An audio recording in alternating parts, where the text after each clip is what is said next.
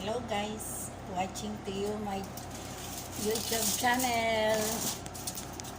Tayo po ay magbe-bake ng potato. Papakita ko po sa inyo. Una po, hugasan po muna natin ng mabuti para po malinis. Ayan po.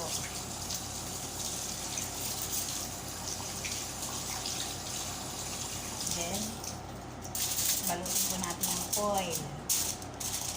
Saka po natin ilalagay sa oven ng 1 oras. Luto na po siya. Bake po natin ng 350 sa oven. After nan, pwede na pong kainin.